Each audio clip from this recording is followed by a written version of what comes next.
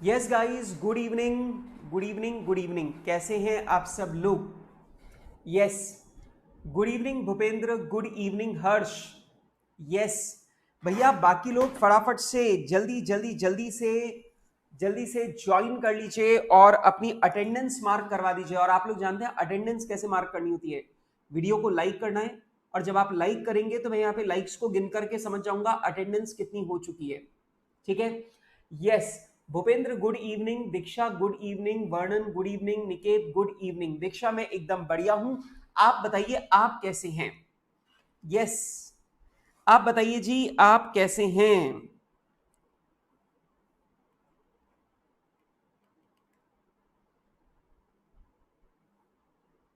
Yes, चलो अब यहां पे आप सब लोग मेरी बात को ध्यान से सुनेंगे। मैं जैसे जैसे आपको बता रहा हूं वैसे वैसे आज अपन आगे बढ़ेंगे। ठीक है? ओके, दैट्स गुड दीक्षा। चलो, अब दोस्तों सबसे पहली बात, मैं आप लोगों को अपनी लास्ट क्लास का एक छोटा सा फटाफट से रिवीजन करवाऊंगा और रिवीजन करवाने के बाद में फिर जो मुझे बातें लिखवानी है वो बातें मैं आप लोगों को लिखवाऊंगा। और उसके बाद में कुछ छोटी छोटी सी चीजें, आज अपने को फालतू की कुछ टर्मिनोलॉजी जो है वो अपने को और डिस्कस करनी है। और बेटा उन्हें डिस्कस करने के बाद में फिर मैं आप लोगों के साथ में प्रैक्टिकल क्वेश्चंस पे आऊंगा। पर मुझे पूरी उम्मीद है कि आज की क्लास में मुझे बहुत सारी चीजें लिखवानी है। कह सकता हूं कि पहले आधे घंटे में जो चीजें लिखवा रहा हूं वो बहुत काम की है। उसके बाद में आधा घंटे में मैं जो जो बातें आपको लिखवाऊंगा वो उतनी काम की नहीं है।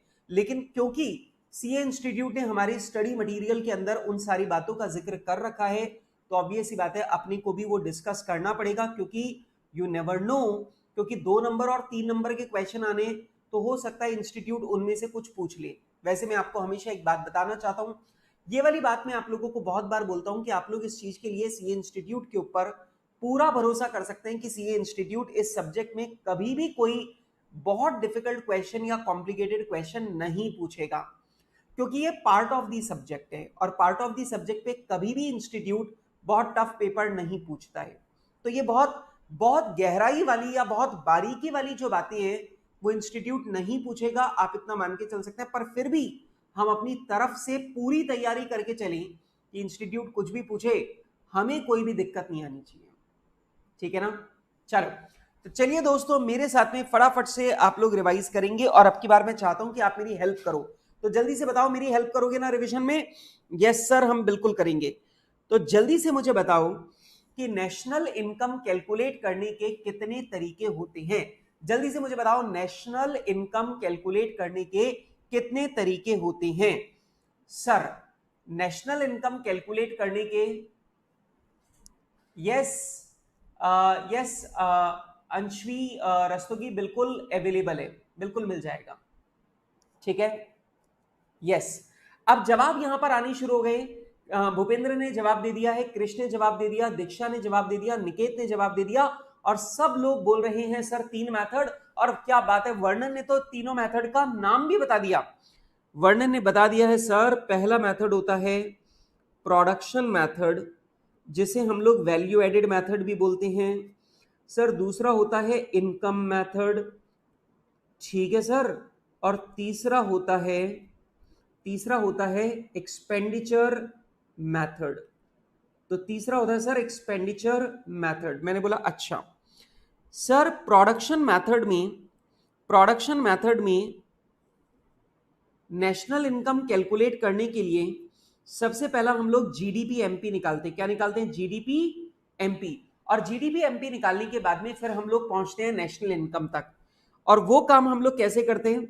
हम लोग अपना पूरा का पूरा जो भी आउटपुट भारत की धरती पर बना है, हम उस आउटपुट को यहां पर ले लेंगे। मतलब भारत के अंदर जितनी भी प्रोडक्शन एंटिटीज है, उन्होंने जो भी इकोनॉमिक गुड्स एंड सर्विसेज का प्रोडक्शन किया वो ले लेंगे। उसमें से सर माइनस कर देंगे इंटरमीडिएट कंजम्पशन को, तो हमारे पास आ जाएगा जीडीपी एमपी। और सर जीडीपी एमपी में फिर हम लोग बाकी के एडजस्टमेंट कर देंगे, हम डेप्रिसिएशन को हटा देंगे तो बन जाएगा एनडीपी एमपी। फिर उसमें से हम लोग नेट फैक्टर इनकम अब्रॉड को एडजस्ट कर देंगे तो बन जाएगा एनडीपी, वो एनएनपी एमपी। और उसमें से हम लोग नेट इनडायरेक्ट एक्सेस को एडजस्ट कर देंगे तो बन जाएगा एनएनपी एफसी। और सर एनएनपी एफसी को ही हम लोग बोलते हैं नेशनल इनकम। लेकिन बेटा इनकम मेथड में क्या था? इनकम मेथड में हम लोग अपने एम्प्लॉइज को जो भी कॉम्पेंसेशन मिला है वो, जो भी हमारा ऑपरेटिंग सरप्लस है, और मुझे याद करके बताओ ऑपरेटिंग सरप्लस का मतलब होता है rent, interest and profit before tax. तो रेंट, इंटरेस्ट और प्रॉफिट बिफोर टैक्स, इन तीनों को मिलाकर हम लोग बोलते हैं ऑपरेटिंग सरप्लस। और ऑपरेटिंग सरप्लस जो है उसे हम लोग यहां पर कर देंगे ऐड, और उसके बाद में हम लोग लेंगे मिक्स्ड इनकम को। और बेटा जब मैं इन तीनों को ऐड करूंगा तो मेरे पास आ जाएगा NDPFC, net domestic production at factor cost. और बेटा जब मैं इसमें प्लस माइनस करूंगा नेट फैक्टर इनकम अब्रॉड को, तो बेटा ऐसा करते ही मेरे पास आ जाएगा एनएनपीएफसी। और आप लोग जानते हैं एनएनपीएफसी को ही हम लोग बोलते हैं नेशनल इनकम। क्या बोलते हैं इसे अपन लोग? National income. मतलब इस मेथड में जीडीपी एमपी आता है, लेकिन इस मेथड में सीधे एनडीपीएफसी आता है। ये मेन पॉइंट है जो आपको याद रखना है, क्योंकि इससे अपने को क्वेश्चंस सॉल्व करने में हेल्प मिलेगी। अच्छा, एक्सपेंडिचर मेथड में क्या था, जल्दी से मुझे बताओ, कौन मुझे बताएगा एक्सपेंडिचर मेथड में क्या था? सबसे पहला हम लोग लेते हैं private final consumption expenditure, private final consumption expenditure. फिर दूसरा हम लोग लेते हैं government final consumption expenditure, government final consumption expenditure. मतलब जितना भी माल आप लोगों ने हाउस होल्ड सेक्टर को बेचा वो प्राइवेट कंजम्पशन एक्सपेंडिचर है, और जितना भी आपने economic goods and services government को बेचा वो आपका गवर्नमेंट फाइनल कंजम्पशन एक्सपेंडिचर है। इसके बाद में हमने लिया था ग्रॉस डोमेस्टिक कैपिटल फॉर्मेशन। मतलब यदि आपने कोई भी फिक्स्ड एसेट का कंस्ट्रक्शन किया है, परचेज किया है, या फिर कोई ज्वेलरी परचेज की है, या फिर आपके स्टॉक में कोई इंक्रीज हुआ है, तो वो आप लोग यहां पे लोगे ग्रॉस डोमेस्टिक कैपिटल फॉर्मेशन के अंदर ये। और इसके बाद में हम लोग लेंगे नेट एक्सपोर्ट। और बेटा जब हम लोग नेट एक्सपोर्ट को जोड़ देंगे तो इन सबको जोड़ने पर हमारे पास आ जाएगा जीडीपी एमपी। अब आपको यह ध्यान रखना है कि प्रोडक्शन मेथड भी जीडीपी एमपी निकाल के देता है, एक्सपेंडिचर मेथड भी जीडीपी एमपी निकाल करके देता है। और बेटा ये दोनों मेथड जीडीपी एमपी निकाल के देते हैं, और इनमें फिर हम लोग बाकी की तीन चीजें डेप्रिसिएशन, एनएफआईए और एनआईटी, इन तीनों को एडजस्ट हम लोग करेंगे तो हमारे पास एनएनपीएफसी मतलब नेशनल इनकम आ जाएगा।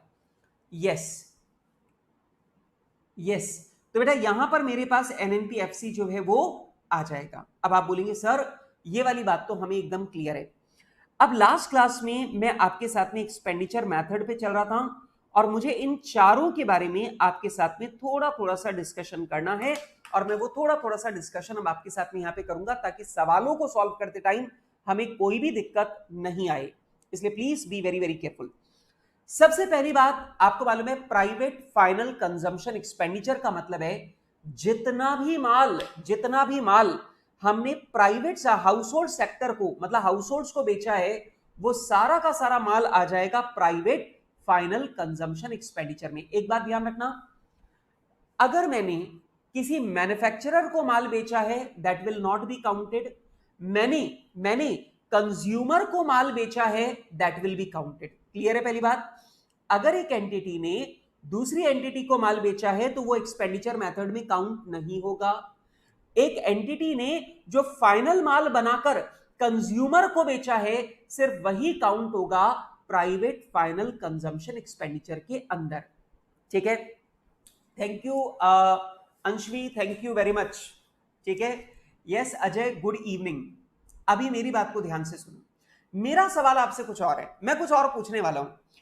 देखो भाई साहब, अब आप एक बात को समझो, ये हैं मिस्टर वर्णन, ये है मिस्टर वर्णन, और मिस्टर वर्णन ने ले रखी है मेंबरशिप जयपुर क्लब की। इन्होंने ले रखी है मेंबरशिप जयपुर क्लब की। कहां की? जयपुर क्लब की मेंबरशिप ले रखी है। अब देखो साहब, मिस्टर वर्णन जो है ये कभी कभार पीने का शौक रखते हैं, मतलब ये थोड़ा थोड़ा पीने का शौक रखते हैं। ठीक है, अब मेरा सवाल जरा ध्यान से सुनो। वर्णन जी गए ठेके पर, ठेका समझते हैं ना? यस, तो वर्णन जी गए ठेके पर, और वर्णन जी ठेके पर गए और वर्णन जी ने वहां से एक बॉटल परचेज करी। क्या परचेज करी? एक बॉटल। ठीक है, और वो बॉटल है 2000 रुपए की, वो बॉटल है 2000 रुपए की। यस, वर्णन वर्णन को हंसी आ रही है, अच्छा ठेके पे, सीधे ठेके पे, मतलब सीधे, मतलब एक चार्टर्ड अकाउंटेंट का लेवल गिरा के आपने सीधे लेके आ गए ठेके पे, कि ठेके पे गया है सर। लेकिन अगर मैं कुछ अच्छा बोलता तो हंसी नहीं आती ना, कुछ ऐसा बोला तो हंसी आई और याद भी आएगा। अब मुझे एक बात बताओ, ये बताओ कि ये जो 2000 रुपए की बॉटल वर्णन जी को बेची गई है, क्या ये प्राइवेट फाइनल कंजम्पशन एक्सपेंडिचर में आएगा या नहीं आएगा? मुझे जल्दी से बताइए, यस और नो। जल्दी से मुझे बताइए कि वर्णन जी को ये जो 2000 की बॉटल बेची गई है प्राइवेट फाइनल कंजम्पशन एक्सपेंडिचर, ये प्राइवेट फाइनल कंजम्पशन एक्सपेंडिचर में आएगा या नहीं आएगा? जल्दी से मुझे जवाब दो। यस, आकर्ष का जवाब आ गया, यस सर आएगा। दीक्षा का जवाब है आएगा। भूपेंद्र का जवाब है आएगा सर, बिल्कुल this will come in private final consumption expenditure, ये उसमें आएगा। निकेत भी बोल रहा है आएगा, वर्णन भी बोल रहा है आएगा। अच्छा, वर्णन भी बोल रहा है आएगा, क्या बात है। मेरा दूसरा सवाल, तुम्हारा बिल्कुल सही जवाब है, क्योंकि दिस इज फाइनल गुड्स, मतलब तैयार माल है और ये कंज्यूमर को बेचा गया है, तो प्राइवेट फाइनल कंजम्पशन एक्सपेंडिचर में ये वाली सेल आएगी, नो डाउट इन दिस। अब मेरी बात को सुनो, लेकिन मान लीजिए अगर ये वाइन या ये लिकर की बॉटल जो है वो अगर जयपुर क्लब को बेची गई है, वो अगर जयपुर क्लब को बेची गई है, तो जल्दी से मुझे बताओ कि क्या ये जयपुर क्लब को बेची हुई बॉटल भी प्राइवेट फाइनल कंजम्पशन एक्सपेंडिचर में आएगी या नहीं आएगी? हाँ, शुभम तिवारी बोल रहा है कि सर ये रेड वाइन की बॉटल है, सर 2000 की है ना, इसलिए ये पक्का रेड वाइन की बॉटल है। क्या बात है, मेरे बच्चे को रेट पता है कि रेड वाइन की जो बॉटल है वो 2000 की आती है, और मुझे काफी शर्म महसूस हो रही है इस बात में कि मुझे नहीं पता था। तो शुभम 2000 में रेड वाइन की बॉटल आ जाती है।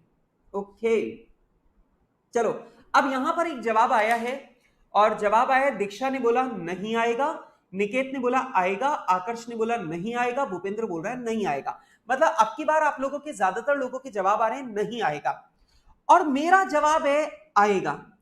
क्योंकि अल्टीमेटली अगर आप ध्यान से देखो तो Jaipur club is what, Jaipur club is a club, it is a NGO, और ये एनजीओ है जो कि अपने मेंबर्स के लिए ही तो खरीद रहा है। मतलब ये एनजीओ है, this is group of house holds, और ये ग्रुप ऑफ हाउस होल्ड्स इन्हीं हाउस होल्ड्स के लिए ही तो खरीद रहा है। यस, हाउस होल्ड्स के लिए ही तो खरीद रहा है। तो अब आप एक बात को ध्यान से सुन लो, ये पॉइंट हमेशा ध्यान रखना, इवन दो क्वेश्चन में अभी तक इंस्टीट्यूट ने ये वाला पॉइंट कभी काम में नहीं लिया, पर मुझे डर है कि इंस्टीट्यूट ये वाला पॉइंट काम में लेगा, इसलिए प्लीज ध्यान से इस बात को सुनना और लिखना भी। अगर किसी एनजीओ को माल बेचा गया है और वो एनजीओ जो है वो हाउस होल्ड्स के लिए काम कर रही है, मेरी बात समझ में आ रही है? आपने एनजीओ को माल बेचा और एनजीओ जो काम कर रही है वो हाउस होल्ड्स के लिए ही काम कर रही है, तो आप ध्यान रखना वो भी final consumption, private final consumption expenditure में काउंट करेगा, वो भी प्राइवेट फाइनल कंजम्पशन एक्सपेंडिचर में काउंट करेगा। मतलब आप चाहे हाउस होल्ड को बेचो, चाहे आप किसी एनजीओ को बेचो जो कि हाउस होल्ड से कनेक्टेड है, मतलब ये एनजीओ दोबारा रीसेल नहीं कर रही, ये अपने मेंबर्स को ही, या फिर मेंबर्स को ही, या फिर नॉर्मल जो हाउस होल्ड है उन्हीं को अगर ये सप्लाई कर रही है, उन्हीं के लिए परचेज कर रही है, तो ये भी प्राइवेट फाइनल कंजम्पशन एक्सपेंडिचर में काउंट करेगा। Got my point? अच्छा, मुझे जल्दी से ये बताओ, ये एक नर्सरी है, अरे वो स्कूल वाली नर्सरी नहीं, पेड़ वाली नर्सरी। ये जो नर्सरी है इसने मुझे पेड़ बेचे। अब ये बताने की जरूरत ही नहीं है कि अगर नर्सरी मुझे पेड़ बेच रही है तो ऑब्वियस ही बात है ये प्राइवेट फाइनल कंजम्पशन एक्सपेंडिचर में आएगा, ठीक है। क्लब भी एनजीओ की डेफिनेशन में आता है, ठीक है। एनपीओ है, नॉट फॉर प्रॉफिट ऑर्गेनाइजेशन है, ये भी क्लब भी एनपीओ होता है, नॉट फॉर प्रॉफिट ऑर्गेनाइजेशन, ठीक है। चलो अभी देखो, नर्सरी ने एक एनजीओ को पौधे बेचे, नर्सरी ने एक एनजीओ को पौधे बेचे, और ये जो एनजीओ है ये इन पौधों को लगाएगी ताकि जो आम जनता है, आम नागरिक जो है, उनको फ्रेश एयर मिल पाए। मेरा सवाल आपसे मेरे बच्चों ये है कि नर्सरी ने रवि को जो पेड़ बेचे वो तो प्राइवेट फाइनल कंजम्पशन एक्सपेंडिचर में आएगा, पर क्या एनजीओ को जो बेचे वो भी प्राइवेट फाइनल कंजम्पशन एक्सपेंडिचर में आएगा? बोलो जल्दी से बताओ। ये जो पेड़ बेचे हैं किसको? ये जो पेड़ हमने बेचे हैं एनजीओ को, ये आएगा या नहीं आएगा? जल्दी। यस, शुभम का जवाब है बिल्कुल आएगा सर। ऊपर वाली बात हो गई सर। एक तरफ आप वाइन जो बेच रहे हैं वो भी आएगा, तो सर ऑब्वियस सी बात है ये जो पेड़ पौधे हमारे समाज के लिए लगाए जा रहे हैं ये भी तो हाउस होल्ड के बेनिफिट के लिए है सर, ये भी आएगा। निकेत बिल्कुल आएगा। आकर्ष, भूपेंद्र, वर्णन सबका जवाब सही है। कृष का जवाब भी सही है, निकेत का जवाब गलत है। निकेत ने मना किया था पर निकेत ये आएगा। ठीक है, तो चलो सबसे पहले इसके बारे में अपन एक नोट लिखेंगे। अपन, आपको याद है नोट अपन लोग लिखते हैं नीचे हैश लगा के, तो चलो जल्दी से हैश लगा के लिखो। लिखें private final consumption expenditure, private final consumption expenditure, private final consumption expenditure means goods sold, sorry, final goods sold means final goods sold to consumers, final goods sold to consumers, bracket में लिख लो house holds, bracket में लिख लो house holds. दूसरा hash लगा के लिखो private final consumption expenditure, private final consumption expenditure will also include, private final consumption expenditure will also include those final goods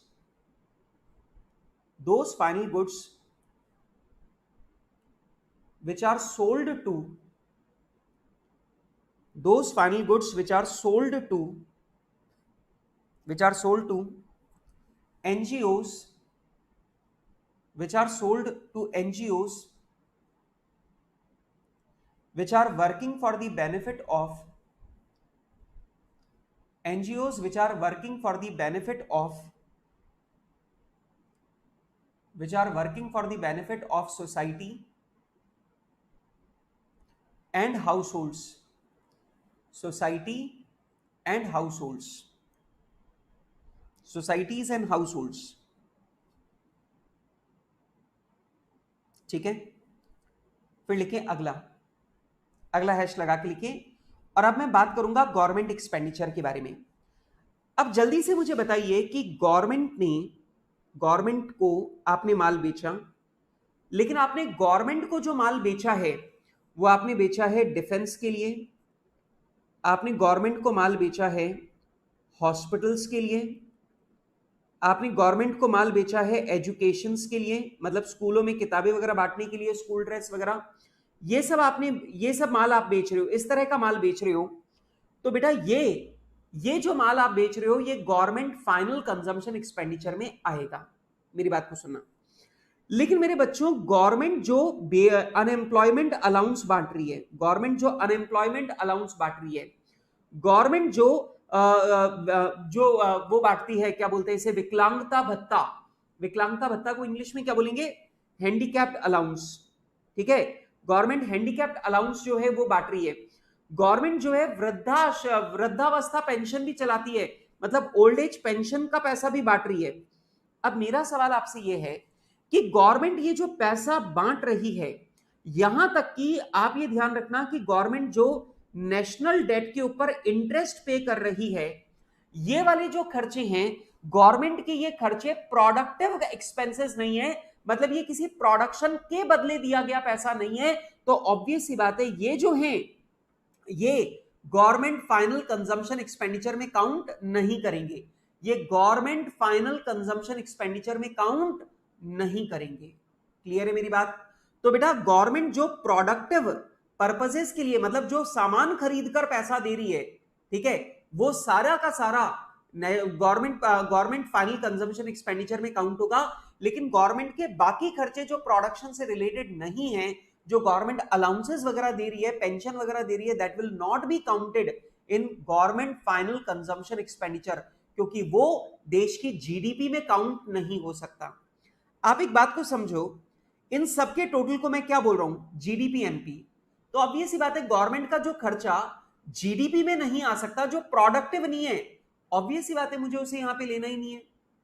got my point? Got my point guys? Yes.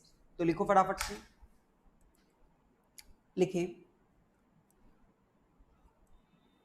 Government final consumption expenditure,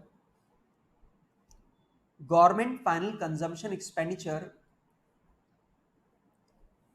will include, government final consumption expenditure will include all the final goods, all the final goods which are sold to government, all the final goods which are sold to government for defense, comma, health, comma, education and other purposes, education and other purposes, but non-productive government expenses, but non-productive government expenses,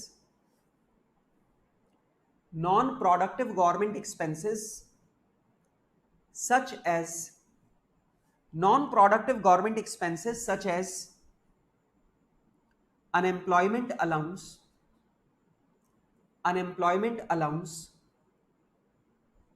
handicapped allowance,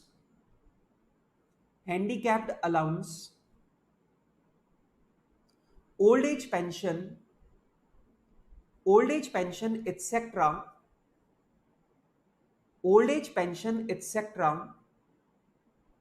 will not be taken in account, will not be taken in account,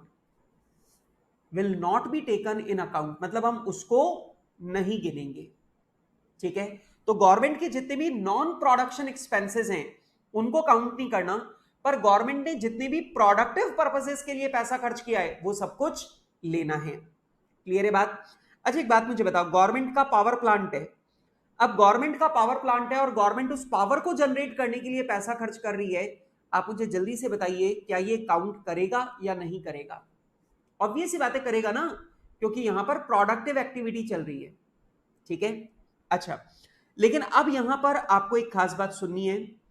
आप ही ध्यान रखना कि आपको कभी कभार confuse करने के लिए गवर्नमेंट फाइनल कंजम्पशन एक्सपेंडिचर की जगह इसे कभी कभार पब्लिक फाइनल कंजम्पशन एक्सपेंडिचर भी बोल दिया जाता है। अब यहां पर दिक्कत क्या आती है, जब बच्चों को दिखता है पब्लिक फाइनल कंजम्पशन एक्सपेंडिचर, तो लोगों को मतलब बच्चों को ऐसा लगता है कि यह सवाल बोल रहा है कि पब्लिक के द्वारा किया गया खर्चा, इसका मतलब वो लोग मान लेते हैं प्राइवेट फाइनल कंजम्पशन एक्सपेंडिचर मान लेते हैं इसको। तो ध्यान रखना, अगर क्वेश्चन में पब्लिक फाइनल कंजम्पशन एक्सपेंडिचर दिया गया है तो पब्लिक फाइनल कंजम्पशन एक्सपेंडिचर का मतलब गवर्नमेंट फाइनल कंजम्पशन एक्सपेंडिचर है, ना कि private final consumption expenditure. Clear है मेरी बात? बेटा गवर्नमेंट और पब्लिक एक बात है, ठीक है, पब्लिक और प्राइवेट एक बात नहीं है। क्लियर बात? लिखो government final consumption expenditure, government final consumption expenditure, government final consumption expenditure is also known as public final consumption expenditure, is also known as public final consumption expenditure। तो ध्यान रखना बेटा, गवर्नमेंट फाइनल कंजम्पशन एक्सपेंडिचर और public final consumption expenditure दोनों एक ही बातें। Public का मतलब प्राइवेट फाइनल कंजम्पशन एक्सपेंडिचर नहीं होता। ठीक है, यस। चलो अब इसके बाद में हम लोग आते हैं ग्रॉस डोमेस्टिक कैपिटल फॉर्मेशन में। इसमें आपको पता है मैंने 3 बातें लिखवाई। सबसे पहला, अगर आपने कोई भी फिक्स्ड एसेट का कंस्ट्रक्शन किया है या परचेज किया है वो आ जाएगा। नंबर 2, अगर आपने कोई भी वैल्यूएबल या ज्वेलरी परचेज की है वो आ जाएगा, और अगर आप नहीं, अगर आपका स्टॉक चेंज हो रहा है, स्टॉक इंक्रीज हो रहा है, तो वो भी यहां पर आ जाएगा। लेकिन यहां पर सवालों को सॉल्व करते टाइम इंस्टीट्यूट एक प्रॉब्लम देता है। प्रॉब्लम क्या? यहां पर आप ले रहे हो ग्रॉस डोमेस्टिक कैपिटल फॉर्मेशन। क्या ले रहे हो? Gross domestic capital formation. अब इंस्टीट्यूट बदमाशी क्या करता है कि institute gross domestic capital expenditure देने के बजाय आपको दे देता है net domestic capital expenditure. Net domestic capital expenditure आपको दे देगा, और साथ में आपको दे देगा डेप्रिसिएशन। अब आप जल्दी से मुझे बताओ, अगर आपको क्वेश्चन के अंदर नेट डोमेस्टिक कैपिटल एक्सपेंडिचर दे रखा है, नेट डोमेस्टिक कैपिटल एक्सपेंडिचर दे रखा है, लेकिन आप लोगों को मालूम है कि यहां पर अपने को चाहिए ग्रॉस डोमेस्टिक कैपिटल एक्सपेंडिचर, तो आपको क्या करना पड़ेगा? डेप्रिसिएशन को ऐड कर देना। तो नेट डोमेस्टिक कैपिटल एक्सपेंडिचर में जब आप डेप्रिसिएशन को वापस ऐड कर दोगे तो आपके पास आ जाएगा क्या? Gross domestic capital expenditure. ठीक है, तो बेटा इस बात का ध्यान रखना, सवालों को पढ़ते टाइम हम ये वाली गलती कर जाते हैं। जल्दी जल्दी सवाल करते ना तो हम देखते नहीं है सवाल में ग्रॉस डोमेस्टिक कैपिटल एक्सपेंडिचर लिखा है या नेट डोमेस्टिक कैपिटल एक्सपेंडिचर लिखा है। अगर नेट डोमेस्टिक कैपिटल एक्सपेंडिचर लिखा है तो डेप्रिसिएशन को एड बैक कर देना ताकि तुम्हारे पास ग्रॉस डोमेस्टिक कैपिटल एक्सपेंडिचर आ जाए। ठीक है, गॉट माय पॉइंट? यस, लिखो बेटा ये वाली बात, लिखो फटाफट से। sometimes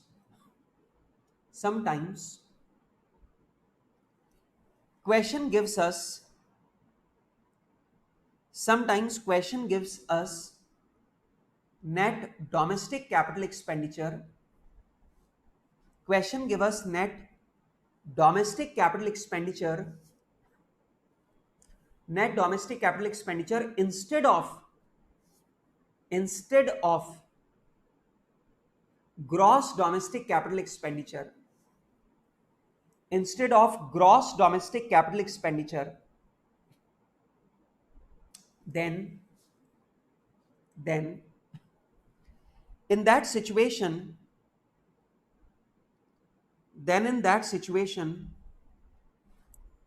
gross domestic capital expenditure will be calculated as under. Gross domestic capital expenditure will be calculated as under. तो ये फॉर्मूला लिख लो, gross domestic capital expenditure is equals to net domestic capital expenditure plus depreciation.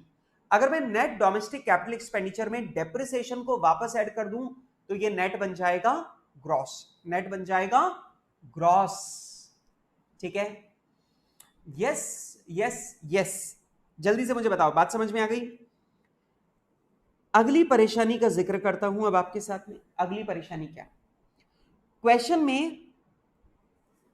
में depreciation भी साफ साफ नहीं लिखता। क्वेश्चन में डेप्रिसिएशन भी साफ लिख करके नहीं देता कि हां ये डेप्रिसिएशन है। क्वेश्चन क्या करता है? क्वेश्चन लिखता है fixed capital consumption. Fixed capital consumption, बेटा फिक्स्ड कैपिटल कंजम्पशन का मतलब होता है फिक्स्ड एसेट कंजम्पशन। अब फिक्स्ड एसेट के कंजम्पशन को ही क्या बोलते हैं? डेप्रिसिएशन। तो आपको यह ध्यान रखना है कि क्वेश्चन में कभी कभार आपको डेप्रिसिएशन साफ लिख के दे देगा और कभी कभार डेप्रिसिएशन की जगह आपको लिख करके देगा fixed capital consumption. Fixed capital consumption का मतलब फिक्स्ड एसेट कंजम्पशन, और आप लोग जानते हो फिक्स्ड एसेट के कंजम्पशन को ही क्या बोलते हैं? डेप्रिसिएशन। अरे यही तो है, आज बिल्डिंग की वैल्यू 10 लाख है, एक साल बिल्डिंग को इस्तेमाल करेंगे तो बिल्डिंग घिस जाएगी और बिल्डिंग की वैल्यू रह जाएगी 9 लाख। तो ऑब्वियस सी बात है ये 1 लाख क्या है? डेप्रिसिएशन। अगर आप दिमाग लगा के देखो तो ये जो 1 लाख डेप्रिसिएशन है, this is what? This is fixed asset consumption. मैंने बिल्डिंग को कंज्यूम कर लिया है, मैंने 1 लाख रुपए की बिल्डिंग को यूज कर लिया है, दैट इज डेप्रिसिएशन ओनली। ठीक है गाइस, जल्दी से मुझे बताओ, ये फिक्स्ड कैपिटल कंजम्पशन वाली बात समझ में आ रही है? This is nothing but depreciation. ठीक है, चलो, यस यस यस, चलो चलो चलो, जल्दी से मेरी बात का जवाब दो। फिक्स्ड कैपिटल कंजम्पशन वाली बात समझ में आ रही है? क्वेश्चन में आपको फिक्स्ड कैपिटल कंजम्पशन बोलेगा and that is nothing but depreciation. लिखो फटाफट से।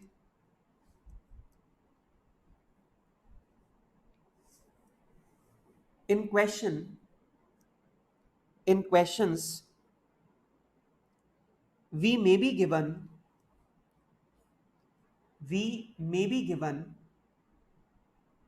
fixed capital consumption, we may be given fixed capital consumption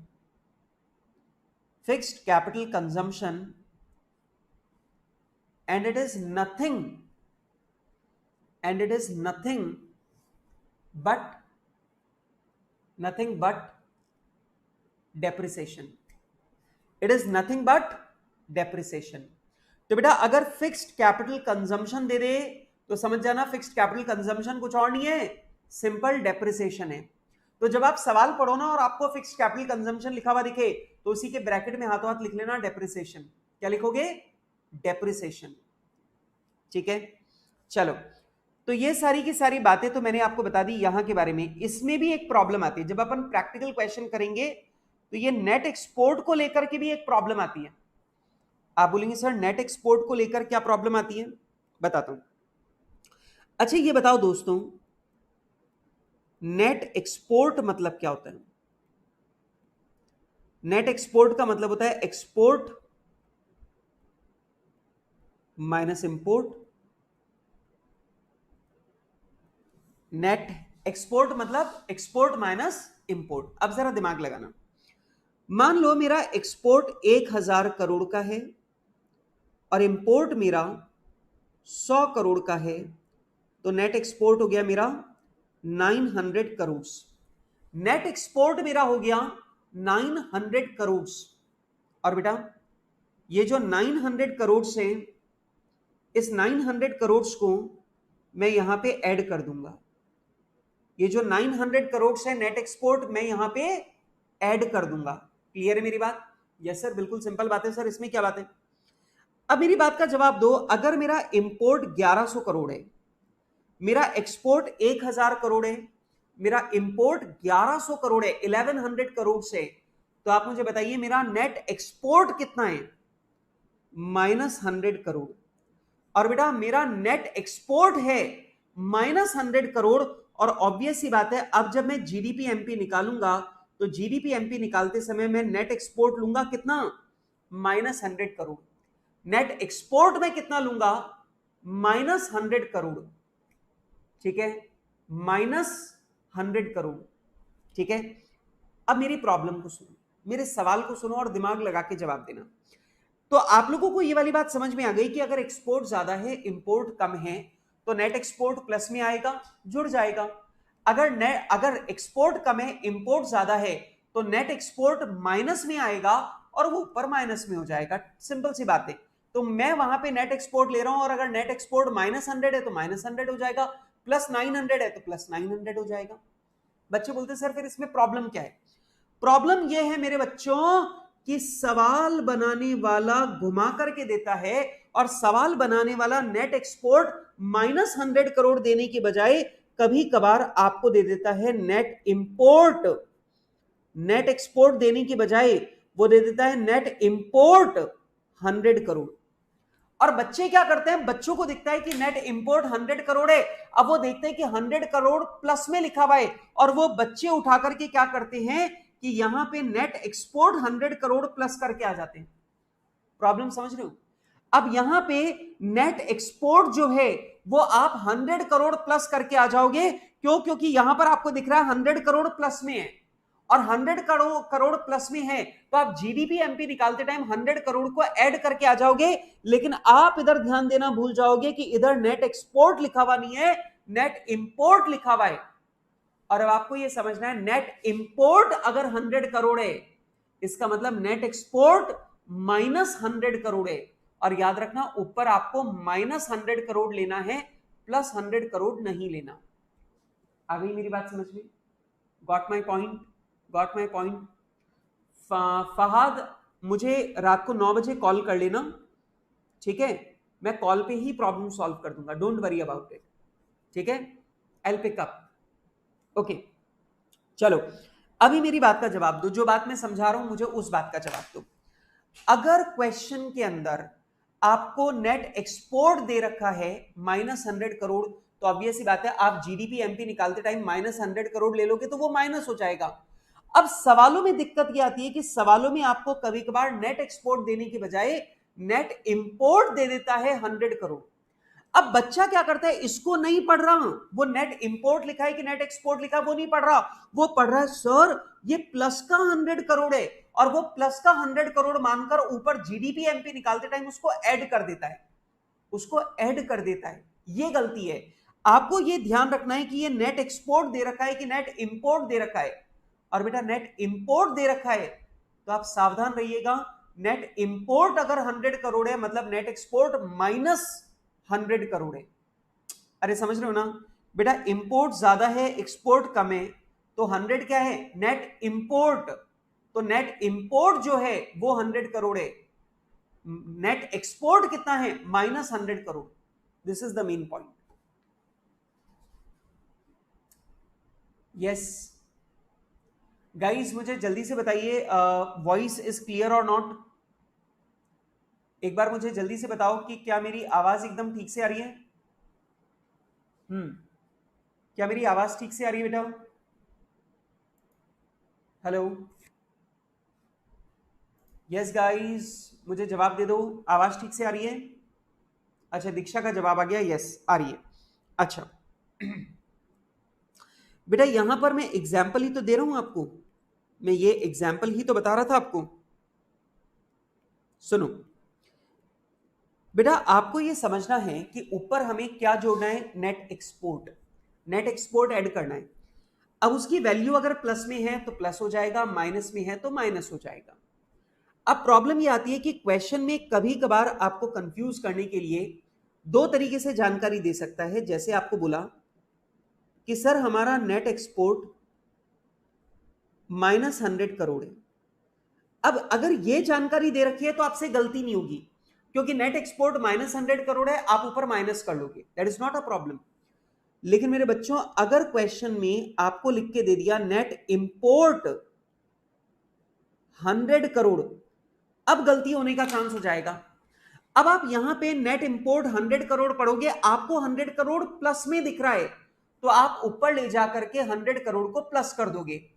लेकिन बेटा आप ये वाली बात भूल जाओगे कि सर ये एक्सपोर्ट नहीं है, ये नेट इंपोर्ट है, और नेट इंपोर्ट का मतलब भी यही है, नेट एक्सपोर्ट -100 करोड़। आ रही है मेरी बात समझ में? तो ध्यान रखना बेटा, अगर क्वेश्चन में आपको नेट इंपोर्ट दे रखा है 100 करोड़, तो ध्यान रखना it is net export of -100 crore. ठीक है? यस गाइस, जल्दी जल्दी जल्दी मुझे बताओ, बात एकदम क्लियर है मेरी? ये जो नेट एक्सपोर्ट और इंपोर्ट वाली गलती है, this is a very very common mistake. जब आप एग्जाम के अंदर सवाल करोगे तो आप लोग इस पॉइंट के अंदर 100% मिस्टेक करके आते हो, सब बच्चे करके आते हैं, इसलिए आप इस पॉइंट का ध्यान रखना। ठीक है, चलो लिखो फटाफट से। समटाइम्स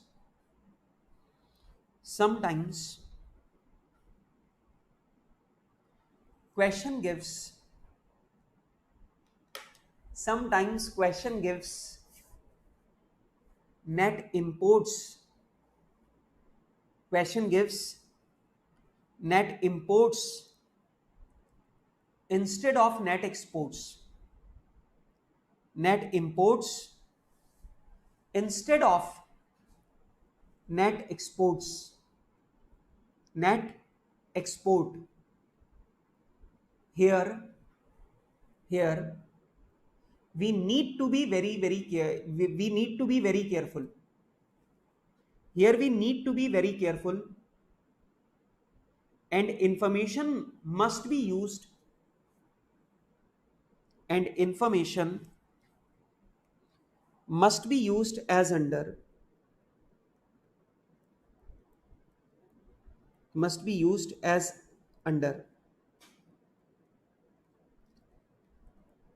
अब जल्दी से मुझे बताओ, आपके सामने दो तरह की सिचुएशन आएंगी। क्वेश्चन में आपको दे रखा है कि हमारा नेट इंपोर्ट 100 करोड़ का है। अब आप मुझे बताइए, अगर नेट इंपोर्ट 100 करोड़ प्लस में लिखा हुआ है, नेट इंपोर्ट 100 करोड़ है, तो आप याद रखना नेट एक्सपोर्ट क्या है, -100 करोड़। नेट एक्सपोर्ट क्या है, -100 करोड़। ठीक है। और बेटा अगर क्वेश्चन में कभी आपको बोल दे कि हमारा नेट इंपोर्ट -100 करोड़ है, मतलब इंपोर्ट हमारा -100 करोड़ है, तो इसका मतलब यह है कि आपका नेट एक्सपोर्ट +100 करोड़ है। तो आप ध्यान रखना, नेट इंपोर्ट अगर आपको दे रखा है तो उसे नेट एक्सपोर्ट में चेंज करके फिर इस्तेमाल करना है। ठीक है, यस यस यस, जल्दी से मुझे बताओ, ये नेट इंपोर्ट और एक्सपोर्ट वाली जो बात है वो समझ में आ गई कि अपने को नेट एक्सपोर्ट लेना है तो अपने को उल्टा करके लेना पड़ेगा, तभी हम लोग ठीक कर पाएंगे, अदरवाइज हमारा गलत हो जाएगा। And this is very very common mistake. आप चाहो तो इस नोट के ऊपर आप ट्रिपल स्टार लगा के लिख लो या कुछ ऐसा लिख लो कि एग्जाम वाले दिन पर एक बार ये वाली बात रिवाइज करके जाओ। ठीक है, क्योंकि ये बारीक बातें हैं जो एग्जाम में हमारा पूरा 3 नंबर गवाएंगी। मतलब हम सब कुछ सही कर रहे होंगे और ये एक शब्द हम गलत पढ़ लेंगे, हमारे पूरे 3 नंबर मारे जाएंगे। ठीक है, चलो तो ये लीजिए बेटा, मैंने आपके साथ में इन तीनों मेथड्स के बारे में मैंने आपके साथ में डिस्कशन कर लिया है। प्रोडक्शन मेथड हमें अच्छे से आ गया, इनकम मेथड वाली बात वो भी हमारे दिमाग में बैठ गई, और बेटा एक्सपेंडिचर मेथड वाली बात वो भी हमारे दिमाग में बैठ गई। और अगर आपको ये 3 बातें याद हैं तो आप मान करके चलिए आप सारे के सारे क्वेश्चन सॉल्व कर सकते हैं, कोई दिक्कत की बात नहीं है। लेकिन प्रैक्टिकल क्वेश्चन पे आने से पहले मैं एक छोटा सा डिस्कशन आपके साथ में और करूंगा।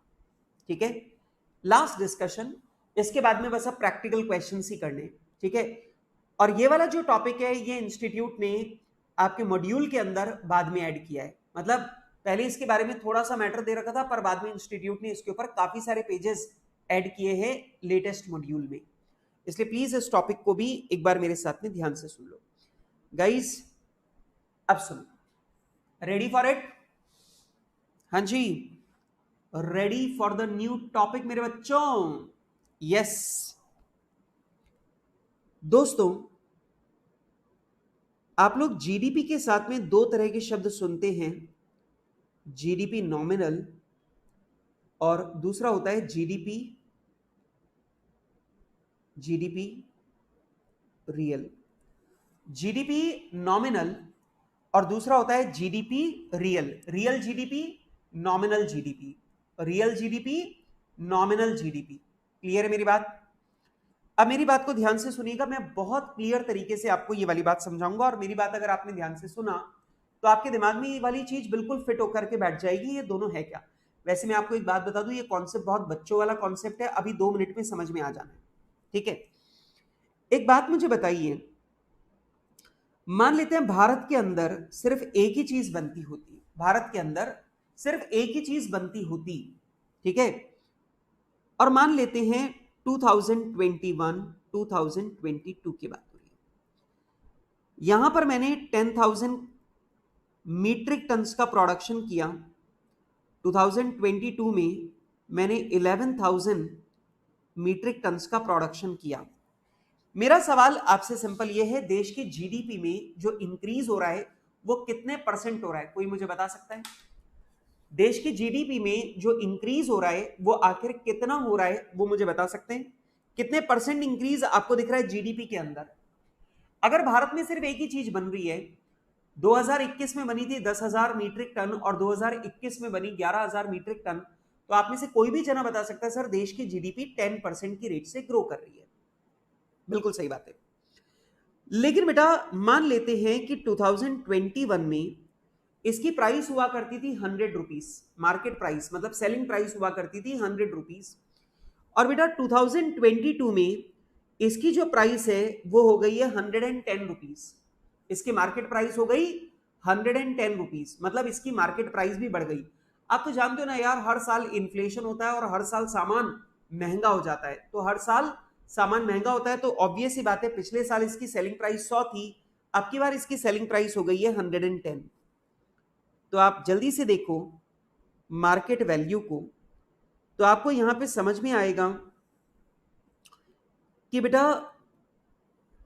इसकी मार्केट जो माल हम लोगों ने बनाया था इसकी मार्केट वैल्यू 2021 में थी 10 लाख और 2022 में है 12,10,000। 12,10,000। अब जरा ध्यान से देखो कि अगर आप क्वांटिटी को कंपेयर करते हो तो आपको दिखाई देगा देश की जीडीपी 10% इंक्रीज हुई है। अगर आप क्वांटिटी को कंपेयर करते हो तो आपको दिखाई देगा कि देश की जीडीपी 10% इंक्रीज हुई है। लेकिन अगर आप मार्केट वैल्यू को देखोगे तो आपको दिखाई देगा कि देश की जीडीपी 21% इंक्रीज हुई है। देश की जीडीपी 21% इंक्रीज हुई है। अब आप मुझे एक बात बताओ, तुम्हें क्या लगता है यार, देश की जीडीपी रियल में 10% इंक्रीज हुई है या देश की जीडीपी रियल में 21% इंक्रीज हुई है? Tell me that. यस, हाँ जी, मैं वेट कर रहा हूं तुम्हारे जवाब का। मेरा एकदम सिंपल क्वेश्चन है, पिछले साल देश में 10,000 मीट्रिक टन पैदा हुआ था, अब की बार 11,000 मीट्रिक टन पैदा हुआ। प्रोडक्शन प्रोडक्शन 10% इंक्रीज हुआ है, पर यार मार्केट प्राइस बढ़ गई इन्फ्लेशन की वजह से। पहले प्राइस 100 रुपए थी, अब 110 रुपए हो गई। अब यहां पर मार्केट वैल्यू को देखूं तो 10 लाख से बढ़ के 12,10,000 हो गई। मेरा क्वेश्चन ये है कि आप मुझे जल्दी से ये बताओ कि रियल में हमारी जीडीपी 10% इंक्रीज हुई है या रियल में हमारी जीडीपी 21% इंक्रीज हुई है?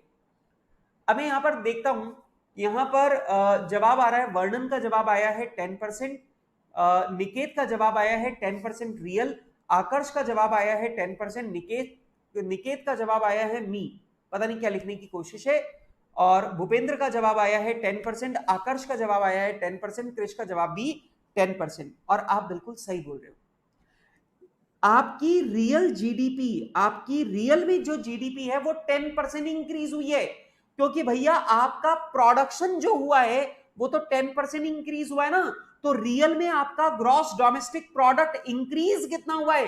10%। This is your real increase. लेकिन बेटा मार्केट प्राइस बढ़ने की वजह से आपको ऐसा दिखाई दे रहा है कि आपकी जीडीपी 21% इंक्रीज हुई है। इसका मतलब ये आपकी नॉमिनल है, ये नॉमिनल है, ये नॉमिनल इंक्रीज है, ये रियल इंक्रीज नहीं है जीडीपी का। जीडीपी के अंदर रियल इंक्रीज कितना हुआ है? 10%। नॉमिनल इंक्रीज मतलब दिखाई देने वाला इंक्रीज कितना हुआ है? धोखे में इंक्रीज कितना हुआ है? 21%। तो नॉमिनल इंक्रीज इज 20%, 21%, लेकिन रियल इंक्रीज कितना है? 10%। और इसी इसी इसी को हम लोग बोलते हैं real GDP and nominal GDP. इसी को हम लोग क्या बोलते हैं? रियल जीडीपी और नॉमिनल जीडीपी। इसी को क्या बोलते हैं? रियल जीडीपी और nominal GDP. Getting my point? Simple बात समझ में आ रही है?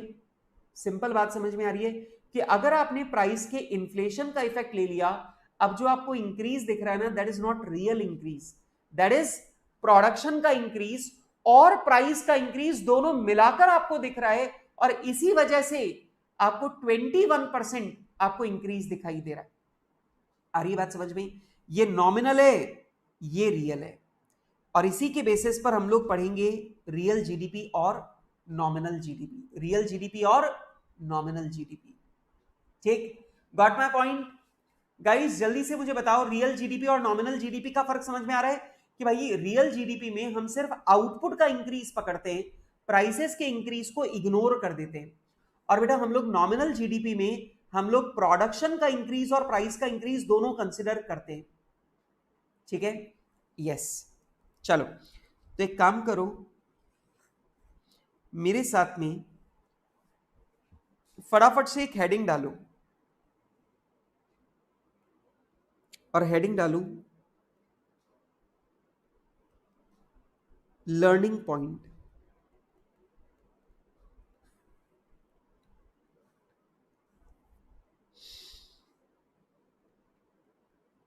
Nominal GDP and real GDP, nominal GDP and real GDP, nominal GDP and real GDP. अब इसकी बात करते हैं। First nominal GDP.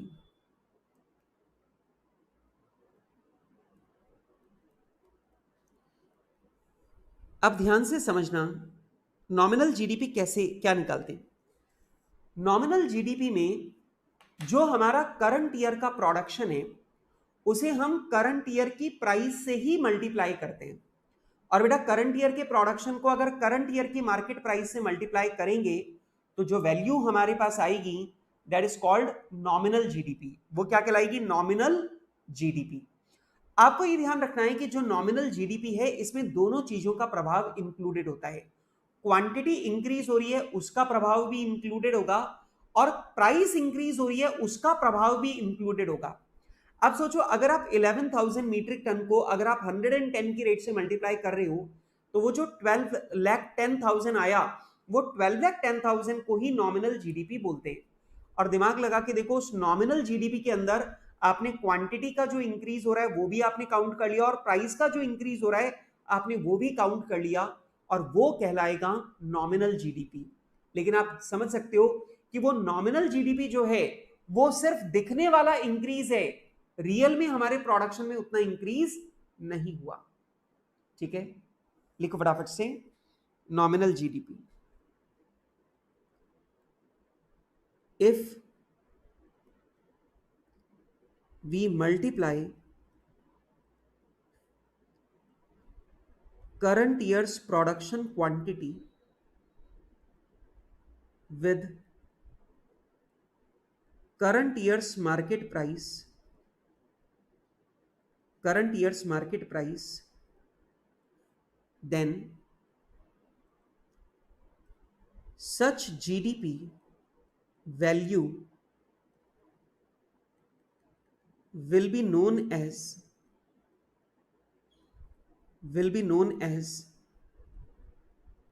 nominal GDP. Then such GDP value will be known as nominal GDP. In nominal GDP, we take effect of increase in selling price.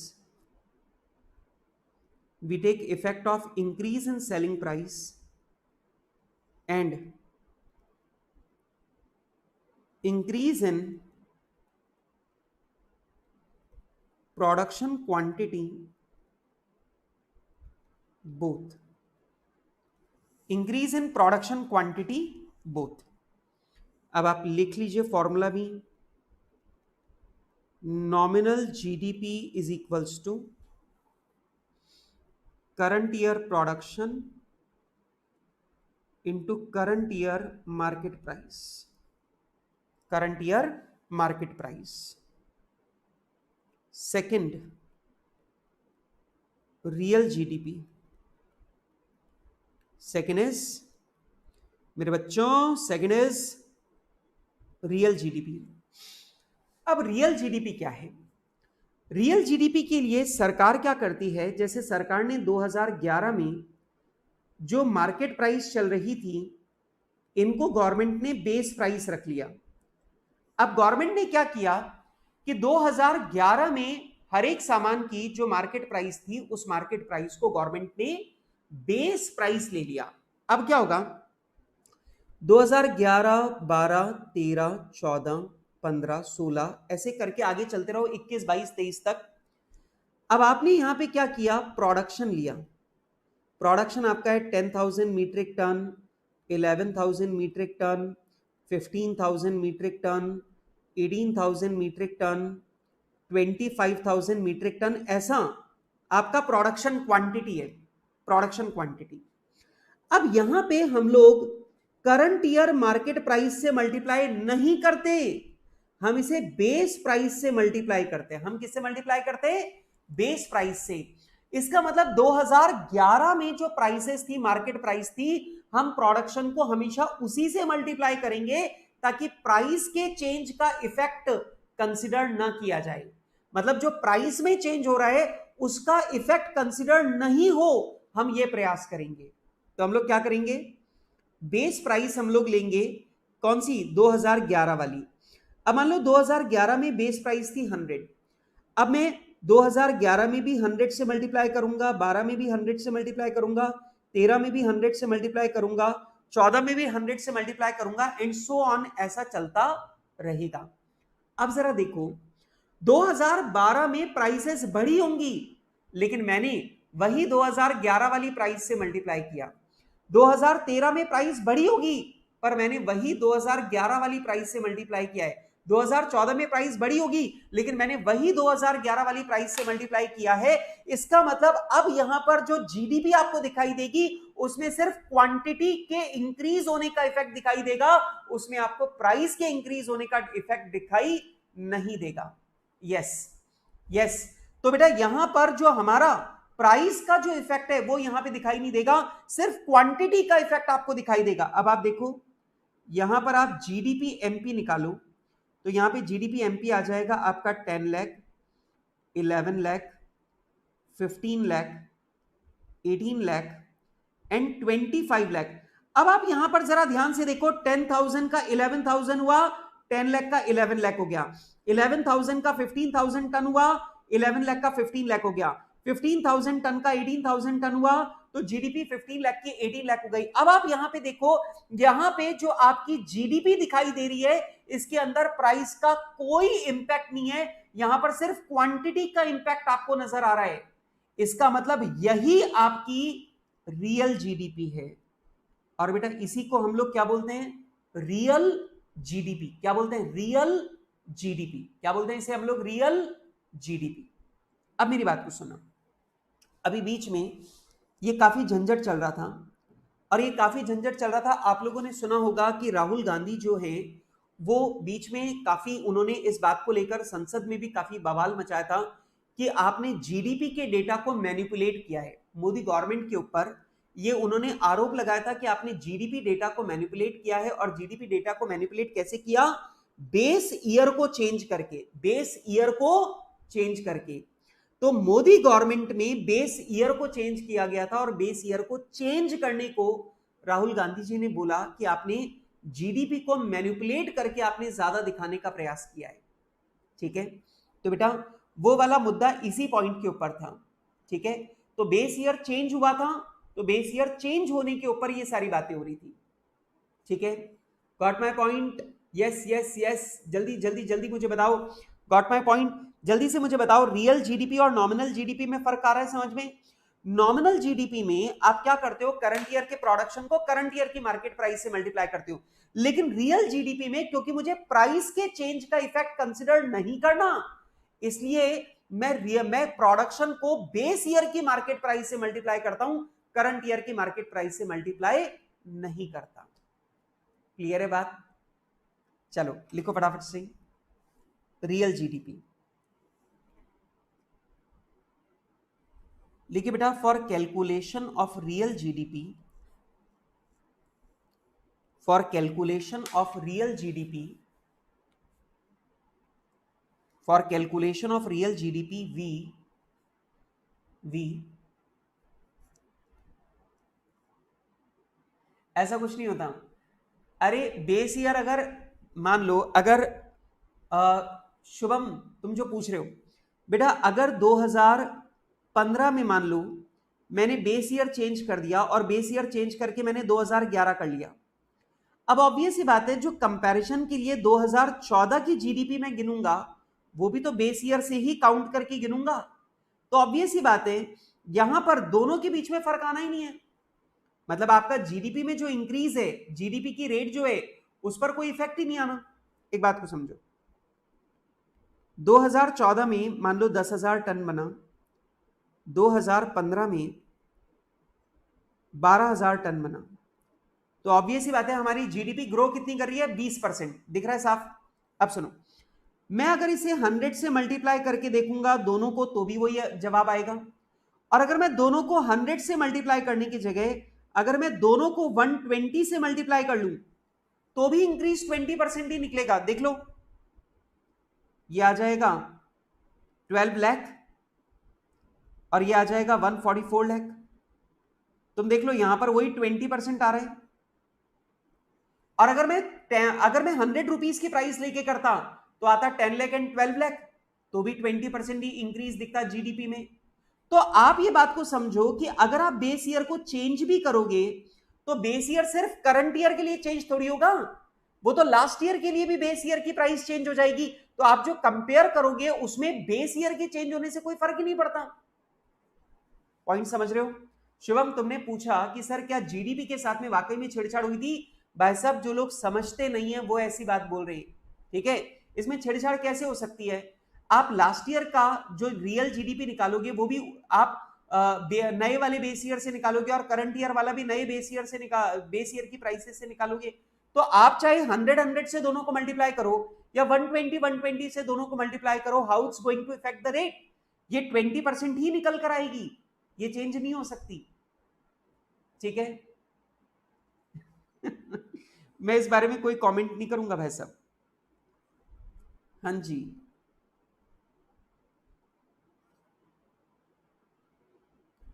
Yes, चलो। Real GDP में मैं लिखवा रहा था, for calculation of real GDP, for calculation of real GDP, we will multiply current year's production,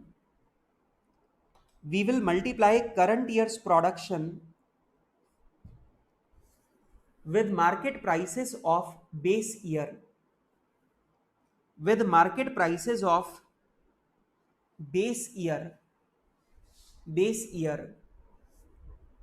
this way real GDP will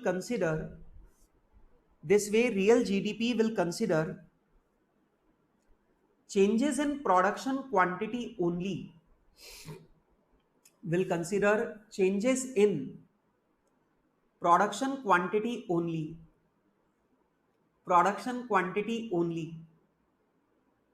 but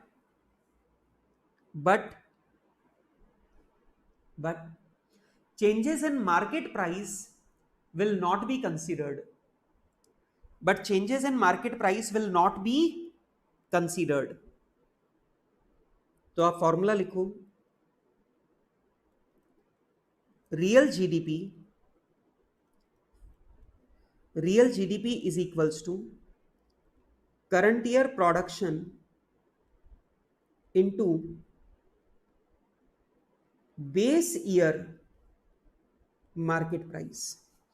तो बेटा यहां पे रियल जीडीपी हो जाएगी current year production into base year market price. Current year का production को मैं base year की मार्केट प्राइस से मल्टीप्लाई करूंगा तो मेरे पास क्या आएगी? Real GDP.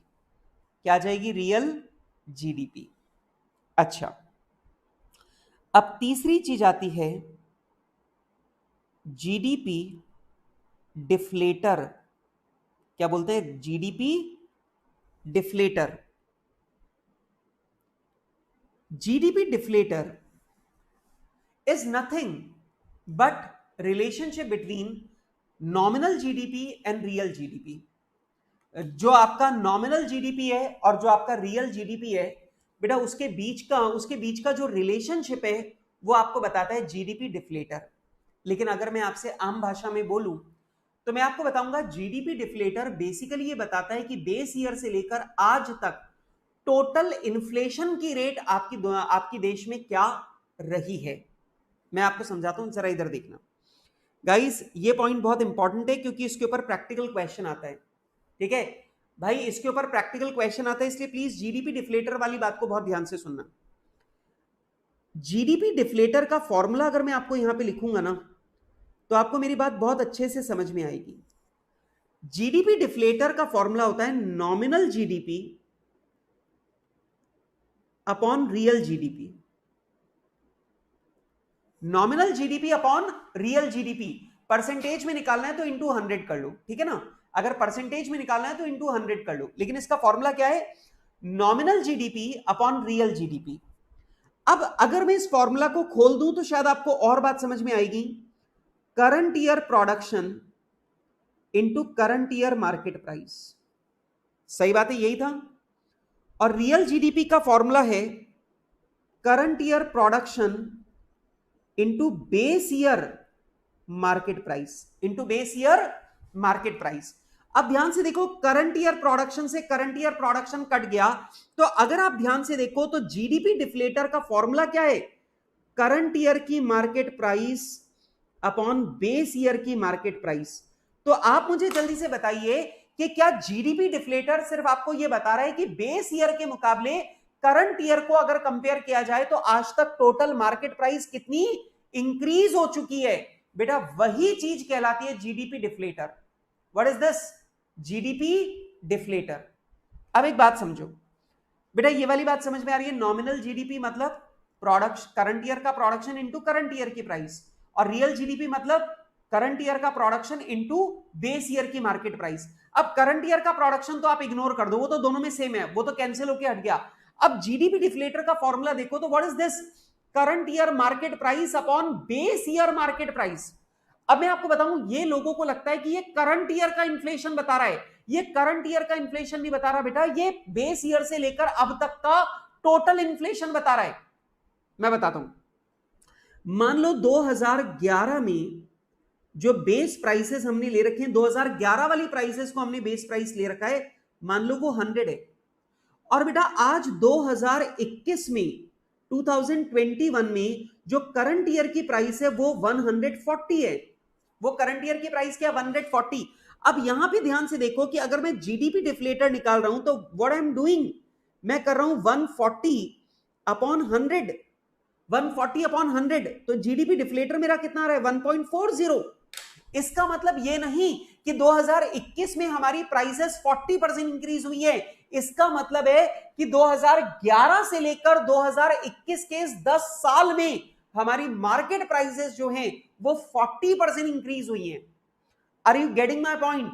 मतलब जीडीपी डिफ्लेटर में आमतौर पे बच्चों को यह लगता है कि करंट ईयर की इन्फ्लेशन की रेट 40% है। नहीं नहीं नहीं, करंट ईयर की इन्फ्लेशन की रेट 40% नहीं है, बल्कि बेस ईयर से लेकर करंट ईयर तक की इन्फ्लेशन टोटल क्यूमुलेटिव 40% है।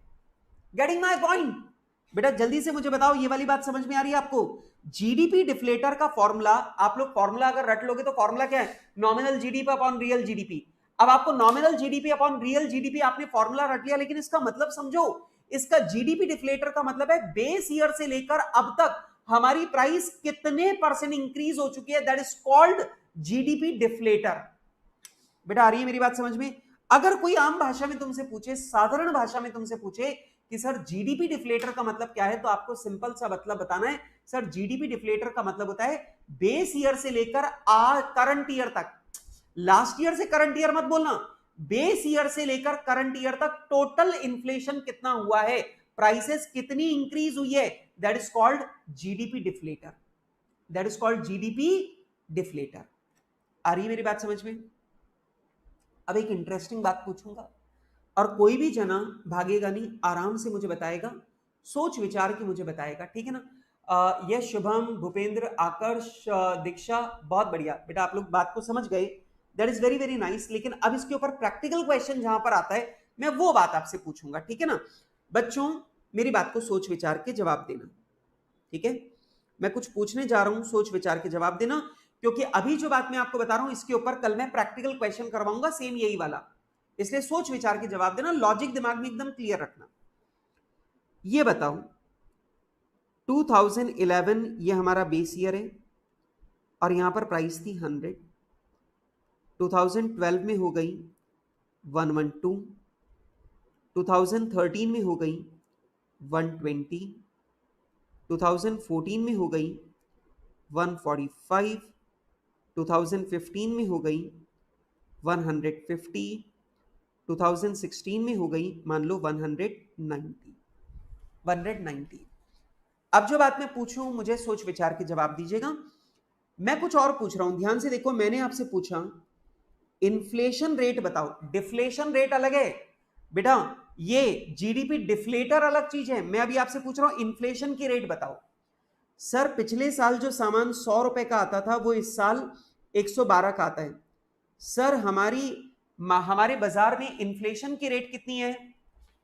12%। हमारी इन्फ्लेशन की रेट क्या है? 12%। भैया मुझे कैलकुलेटर चाहिएगा। हाँ जी, कोई सुन रहा है तो मुझे कैलकुलेटर लाके दे दो भाई।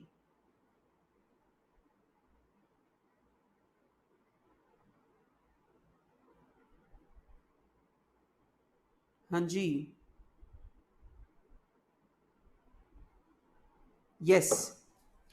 अब जल्दी से ये बताओ कि अगर प्राइस 112 से 120 हो गई, दैट मींस 8 रुपीज इंक्रीज हो रही है प्राइस। और किस पर? 112 पर। तो 8 डिवाइडेड बाई 112 परसेंटेज में देखें तो हमारे देश में इन्फ्लेशन की रेट है बेटा 7.14%। हमारे देश में इन्फ्लेशन की रेट क्या है? 7.14%। यस। ठीक है शुभम, जल्दी से लेके आओ। अच्छा ये बताओ, अब 120 से प्राइस बढ़कर 145 हो गई, 25। अब ये हो गया 25 डिवाइडेड बाई 120। तो भैया देश में इन्फ्लेशन की रेट रही है कितनी? 20.83%। 20.83%। अब इधर देखो, 145 से बढ़कर 150 हो गई, दैट मींस 5 रुपीज बढ़ गई 145 पर। तो बेटा ये हो गया 3.45%। उसके बाद में बेटा 150 से बढ़कर 190 हो गया, 40 रुपीज बढ़ गया 150 पर। तो दिस इज 26.67%। बेटा ये आपको इन्फ्लेशन की रेट समझ में आ रही है? अब आपको ये समझना है इन्फ्लेशन की रेट ईयर टू ईयर निकलती है। इन्फ्लेशन की रेट ईयर टू ईयर निकलती है, लेकिन ध्यान रखना जीडीपी डिफ्लेटर जो है, जीडीपी डिफ्लेटर जो है वो ईयर टू ईयर नहीं निकलता। जीडीपी डिफ्लेटर बेस ईयर से कंपेयर करके निकलता है। अब जरा ध्यान से सुनना, अब मुझे अगर यहां पे जीडीपी डिफ्लेटर निकालना है तो मैं जीडीपी डिफ्लेटर कैसे निकालूंगा? बेस ईयर मेरा 2021 है। अब बेस ईयर से मुझे बताओ कि हमारी प्राइसेस कितनी बढ़ गई? 12%। अब भागना नहीं, सुनना। अब यहां पे 2003 में हमारी जो प्राइस है ये हो गई 120। तो बेटा अब जीडीपी डिफ्लेटर में आप देखोगे कि बेस ईयर से लेकर अब तक हमारी प्राइस कितनी इंक्रीज हो रही है? 20%। बेस ईयर से हमारी प्राइस कितनी इंक्रीज हो गई? 20%। अब जल्दी से बताओ 2014 की बात करें, बेस ईयर से हमारी प्राइस कितनी इंक्रीज हो गई? 45%। जल्दी से देखो बेस ईयर से हमारी प्राइस कितनी इंक्रीज हो गई? 50%। और बेटा बेस ईयर से हमारी प्राइस कितनी इंक्रीज हो गई? 90%। और बेटा इसी को हम लोग बोलते हैं जीडीपी डिफ्लेटर। तो जीडीपी, इन्फ्लेशन की रेट अलग चीज है। इन्फ्लेशन की रेट हमेशा लास्ट ईयर से करंट ईयर को कंपेयर करती है, लेकिन जीडीपी डिफ्लेटर में हम लोग लास्ट ईयर के प्राइस को करंट ईयर के प्राइस से मल्टीप्लाई नहीं करते, हम बेस ईयर के प्राइस को करंट ईयर के प्राइस से कंपेयर करते हैं। That is called GDP deflator. Please मेरी बात को सुनो, क्वेश्चन में इन्फ्लेशन की रेट भी पूछेगा और जीडीपी डिफ्लेटर भी पूछेगा, इसलिए सावधान कर रहा हूं। आपको सवालों के अंदर इन्फ्लेशन की रेट भी पूछ सकता है और जीडीपी डिफ्लेटर भी पूछ सकता है, तो सावधानी रखना, इन्फ्लेशन की रेट अलग चीज है, जीडीपी डिफ्लेटर अलग चीज है। इन्फ्लेशन की रेट में लास्ट ईयर को करंट ईयर की रेट से कंपेयर करते हैं और जीडीपी डिफ्लेटर भी बेस ईयर की प्राइस को करंट ईयर की प्राइस से कंपेयर करते हैं। This is the logic. अब मेरी बात को सुनना, आप बोलोगे सर बहुत इजी सा लॉजिक है सर, ये तो बच्चों वाली बात है सर। सर जीडीपी, अगर हम लोगों को इन्फ्लेशन की रेट पूछेगा तो लास्ट ईयर और करंट ईयर को कंपेयर कर देंगे जैसे आपने किया, और जीडीपी डिफ्लेटर पूछेगा तो बेस ईयर और करंट ईयर को कंपेयर कर देंगे, सर कोई दिक्कत नहीं है। पर मेरे बच्चों सवाल बनाने वाले जो है ना बड़े जालिम लोग हैं, बड़े जालिम लोग हैं वो तुम्हें जीडीपी डिफ्लेटर देंगे, ये जानकारी वो तुम्हें नहीं देंगे। वो बदमाश लोग हैं, और वो बदमाश लोग क्या करेंगे, तुम्हें जीडीपी डिफ्लेटर की जानकारी देंगे। वो बताएंगे साहब हमारा जीडीपी डिफ्लेटर ये है, आप इन्फ्लेशन की रेट बताओ। जीडीपी डिफ्लेटर देंगे और आपसे बोलेंगे आप तो हमें इन्फ्लेशन की रेट बताओ। ठीक है, अब समझ गए? अब देखो जीडीपी, अब ये बदमाशी कैसे करते हैं, जीडीपी डिफ्लेटर देकर बोलेंगे इन्फ्लेशन रेट बताओ। अब इन्फ्लेशन रेट तो ईयर वाइज होती है और जीडीपी डिफ्लेटर जो है ये क्यूमुलेटिव है।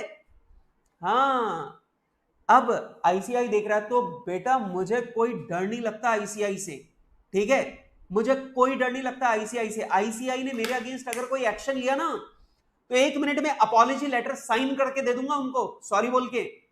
मैं डरता नहीं हूं आईसीआई से, लेने दो उनको कोई भी एक्शन मेरे ऊपर।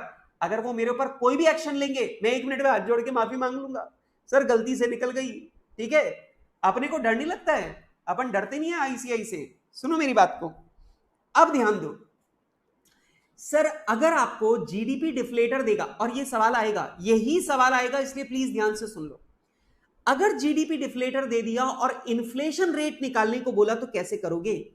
सिंपल काम है, जीडीपी डिफ्लेटर से भी इन्फ्लेशन की रेट निकल सकती है। अब ध्यान से देखो, जीडीपी डिफ्लेटर 12 से बढ़कर कितना हो गया? 20। तो 12% से बढ़कर 20% हुआ है, तो इसका मतलब आपका जीडीपी डिफ्लेटर 1.12 से, जीडीपी डिफ्लेटर 1.12 से बढ़कर 1.20 हुआ है। बेटा 20% इंक्रीज होना मतलब 1.20 ही तो है, ठीक है। अब आप जल्दी से मुझे बताओ कि 1.12 से बढ़कर 1.20 हो रहा है, इसका मतलब ये इंक्रीज कितना हुआ? 0.08। कितने से? 1.12 से। आप करके देख लो, सेम आंसर आएगा, वही 7.14% आएगा, करके देख लो। देखो 0.08 डिवाइडेड बाई 1.12, अब देख लो वही आएगा, 7.14% ही आएगा, ठीक है। अब जैसे मुझे इसका निकालना है तो कैसे निकालूं भाई? मेरा जीडीपी डिफ्लेटर 1.20 था, 20% इंक्रीज है ना, तो मेरा जीडीपी डिफ्लेटर 1.20 है और ये बढ़कर 1.45 हो गया, 45% इंक्रीज हो गया और 1.45 हो गया। तो भाई इंक्रीज कितना हो रहा है? 0.25। किस पर? 1.20 पर। तो बेटा 0.25 डिवाइडेड बाई 1.20 करके देख लो, वही आएगा 20.83%। आ रही है मेरी बात समझ में? इसका मतलब ध्यान रखना दोस्तों, अगर आपको क्वेश्चन के अंदर जीडीपी डिफ्लेटर दे रखा है तो आप जीडीपी डिफ्लेटर, लास्ट ईयर के जीडीपी डिफ्लेटर को और करंट ईयर के जीडीपी डिफ्लेटर को कंपेयर करके भी आप इन्फ्लेशन की रेट निकाल सकते हो। वही सेम रेट आएगी, इन्फ्लेशन की जो रेट है वही सेम इन्फ्लेशन की रेट आएगी जो प्राइसेस से आनी है, वही इन्फ्लेशन की रेट आप जीडीपी डिफ्लेटर से भी निकाल सकते हो। ऑब्वियस ही बात है, जीडीपी डिफ्लेटर बेस ईयर से करंट ईयर तक का इफेक्ट है। अब आप लास्ट ईयर के जीडीपी डिफ्लेटर को करंट ईयर के जीडीपी डिफ्लेटर से कंपेयर करोगे तो सिर्फ करंट ईयर का इंक्रीज ही तो दिखेगा, ठीक है। अगर मैं 1.12 को 1.20 से कंपेयर करूंगा तो ये 0.08 जो इंक्रीज है ये सिर्फ एक ही साल का तो है, ठीक है, इसलिए इससे इन्फ्लेशन की रेट निकल आती है। तो प्लीज आप ध्यान रखना, क्वेश्चन में आपको जीडीपी डिफ्लेटर देगा और इन्फ्लेशन की रेट पूछेगा तो घबराना नहीं है, ठीक है। खैर दोस्तों, अब यहां पर मैंने आपको जीडीपी डिफ्लेटर के बारे में काफी सारी बातें समझाई हैं, पर अब लिखवाने में थोड़ा समय लगेगा, पर यहां पर क्लास का टाइम खत्म हो गया है, ठीक है। तो जीडीपी डिफ्लेटर के बारे में मैं आपको लिखवाने का काम करूंगा कल। अच्छा दोस्तों, कल की क्लास बड़ी इंपॉर्टेंट है क्योंकि कल की क्लास में मैं जीडीपी डिफ्लेटर को एक बार नोट्स में लिखवाऊंगा। ये जितनी भी बातें अभी मैंने आपको ऊपर ये एग्जाम्पल से यहां पर रफली समझाई, ये सारी की सारी बातें कल मैं आपको नोट्स लिखवाते टाइम एक बार दोबारा समझाऊंगा ताकि आपके दिमाग में ये पूरी की पूरी बात एकदम फिट बैठ जाए। एक बात ध्यान रखना, हमारे एग्जाम में जो प्रैक्टिकल क्वेश्चन आएंगे वो दो ही चीजों पर आते हैं। एक, ये जो 3 मेथड अपन ने लिखे, ये जो 3 मेथड मैंने यहां पे लिखे, इन तीनों मेथड से नेशनल इनकम कैलकुलेट करने का सवाल आएगा, या फिर प्रैक्टिकल क्वेश्चन में अगर क्वेश्चन आया तो वो जीडीपी डिफ्लेटर का क्वेश्चन आएगा, या जीडीपी डिफ्लेटर की सहायता से इन्फ्लेशन रेट निकालने का क्वेश्चन आ सकता है। तो बस यही तक आपसे एग्जाम में पूछा जा सकता है, यही दो चीजें हैं जो आपसे पूछी जा सकती है, ठीक है। तो कल मैं जीडीपी डिफ्लेटर के प्रॉपर नोट्स आपको लिखवाऊंगा, एक एक बात क्लियरली फॉर्मूला लिखवाऊंगा ताकि आपको समझने में कोई दिक्कत ना आए, और उसके बाद में मैं तुरंत बाद में कल आपके साथ में प्रैक्टिकल क्वेश्चन शुरू करूंगा और आपको कल की क्लास में बहुत मजा आएगा। क्यों? क्योंकि मैं ईमानदारी से बताऊं तो सवालों को सॉल्व करने में जितनी भी परेशानियां आ सकती थी वो मैं ऑलरेडी आपके साथ में यहां पर एक एक परेशानी को डिस्कस कर चुका हूं। अब हम लोग जब सवाल करेंगे तो हमारे ये जितने भी नोट्स हैं वो ऑटोमेटिकली हमारे रिवाइज होते चले जाएंगे, और सवालों को सॉल्व करने में जो अल्टीमेट मजा आने वाला है ना, क्या बताऊं। ठीक है, यस। भूपेंद्र, ये जो क्लास में मैं नोट्स लिखवाता हूँ ये बड़े बड़े क्लमसी से रहते हैं, और इसमें बहुत सारे टीचर्स इस रजिस्टर में लिखते हैं, तो ये प्रॉपर तरीके से मेंटेन नहीं है। आप लोग किसी भी स्टूडेंट से आप लोग ले लेना, ठीक है बेटा। आप लोगों को मैंने पहली क्लास में बताया था कि मेरी क्लास में आप लोगों को ये पूरी इकोनॉमिक्स जो है इसके नोट्स में आपको रजिस्टर में लिखवाने वाला हूं, क्योंकि बेटा अगर मैं थियरी की किताब लिख दूंगा ना तो फिर उसकी रीडिंग लगाने वाली बात हो जाएगी, फिर मजा नहीं आता पढ़ने में और बातें दिमाग में जाती नहीं है। जब हम लोग अपनी लैंग्वेज में चीजों को लिखते हैं, उन बातों को डिस्कस करते हैं, समझते हैं, बार बार उनके बारे में जिक्र करते हैं, तो हमें ज्यादा याद होती है। नंबर 2, एग्जाम के टाइम पर किताब को पढ़ना बहुत मुश्किल होता है, रजिस्टर को पढ़ना बहुत आसान होता है। और अभी लास्ट में मैं समरीज भी आप लोगों को लिखवाऊंगा, ताकि आप लोगों को ज्यादा डिटेल्ड नोट्स भी ना पढ़ने पड़े, सिर्फ समरी पढ़ने से आप लोगों का काम हो जाए। अब जैसे ये जो चीज मैंने यहां पे लिखवाई, ये दिस इज दी समरी। आपको बाकी सारा पढ़ने की जरूरत क्या है, सिर्फ ये पढ़ो ना, समरी पढ़ो, अपने आप दिमाग में सारी बातें याद आ जाएंगी। तो हम क्यों इतनी सारी मेहनत पीछे करें। हम लोग ये जो समरीज लिख रहे हैं रजिस्टर के अंदर, यही मेन चीज है, ठीक है। और आप लोगों को जो बुक मिलेगी that will be question bank, वो आपको क्वेश्चन बैंक मिलेगा, ठीक है। तो आपको रजिस्टर पढ़ना है और सारे क्वेश्चन मेरे क्वेश्चन बैंक से करने। और मेरे क्वेश्चन बैंक के अंदर आईसीआई का study material, RTP, MTP, past attempt question सब कुछ कवर्ड रहेगा। आपको कुछ भी और अलग से करने की जरूरत नहीं है, ठीक है। कल ग्रुप में शेयर कर दूंगा मैं पीडीएफ, तो आप लोग सब पीडीएफ का प्रिंट आउट निकाल के रखना, ठीक है। ओके, बाकी yes, bye bye, bye guys.